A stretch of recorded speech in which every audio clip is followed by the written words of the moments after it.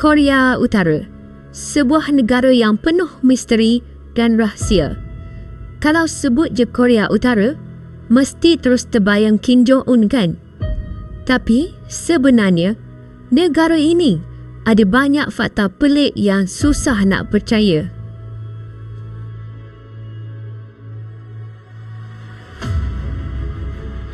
Korea Utara dan Korea Selatan ni dulu sebenarnya satu negara sahaja.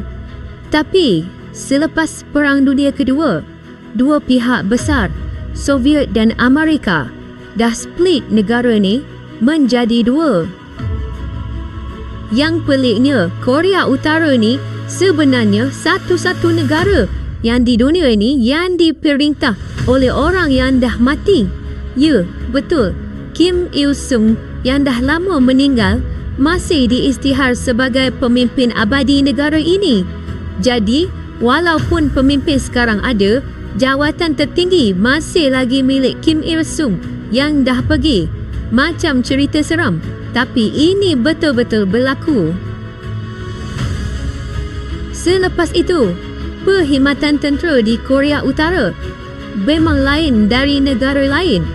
Bukan lelaki je kena masuk tentera, tapi wanita pun wajib. Lelaki kena bertugas selama 10 tahun. Wanita pula sampai 23 tahun baru boleh lepas. Ini sebab Korea Utara ada jutaan anggota tentera, aktif dan separa aktif.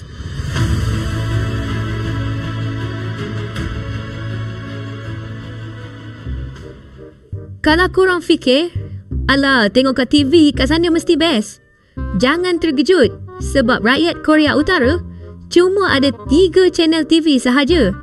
Itu pun 2 channel tu boleh ditonton pada hujung minggu sahaja. Drama ada, tapi seluduk dari Korea Selatan. VCD aja haram, berniaganya tak haram. Oh, macam ni. Apa cerita dia? Apa cerita lu mau? Hollywood, Bollywood, Mallywood. Yang ada colour, yang tak ada colour, yang satu colour pun ada. Untuk gaya rambut rakyat Korea Utara pun dikawal ketat. Korang cuma boleh pilih dari 28 gaya yang diluduskan kerajaan sahaja. Wanita yang dah berkahwin boleh pilih lebih sikit gaya rambut. Tapi untuk yang bujang, kena rambut pendek sahaja. Lelaki muda, rambut kena pendek sedikit, kurang dari 1.5 inci. Memang pelik, tapi itulah realitinya. Nak jalan-jalan ke luar negara? Jangan harap. Rakyat Korea Utara tak dibenarkan keluar negara, kecuali beberapa orang yang dihantar kerja ke Rusia atau China.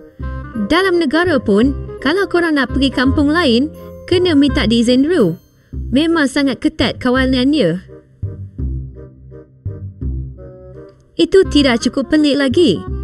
Kalau rumah korang terbakar pula, benda pertama yang kena selamatkan bukanlah orang, tapi gambar presiden. Kalau tak buat, boleh kena penjara. Ada kes seorang wanita kena siasat sebab dia selamatkan anak dia dulu. Dia terlupa gambar. Memang pelik, tapi itulah aturan mereka. Najis manusia jadi baja rasmi negara. Serius dekat Korea Utara, najis manusia digunakan secara meluas untuk buat baja pertanian. Malah ada satu masa dahulu, kerajaan diorang siap wajibkan rakyat mereka hantar sumbangan tahi masing-masing untuk bantu pertanian negara. Setiap orang kena ada KPI dia untuk kuota najis ini. Tak cukup, korang kena cari juga. Tak kisahlah dekat mana-mana pun. Macam-macam hal kan? Dari rambut sampailah ke najis pun kerajaan nak urus. Kadang-kadang kita rasa pelik, tapi bagi diorang itu semua normal. Itulah bezanya hidup dalam negara yang sangat dikawal dengan negara yang bebas macam kita ni. So, bila kita rasa hidup ni susah sangat, cuba ingat, kat tempat lain, orang lagi struggle nak hidup tau. Nak luar pun tak boleh. Saya dah penat tau nak bagi tahi saya hari-hari. Saya nak kena cari tahi merata-rata. Penat tau hidup macam ni. Jadi, hargai apa saja yang kita ada. Guna kebebasan dengan bijak. Kalau korang suka dengan video macam ni, tekan like dan subscribe tau. Jumpa lagi di video seterusnya. Bye-bye.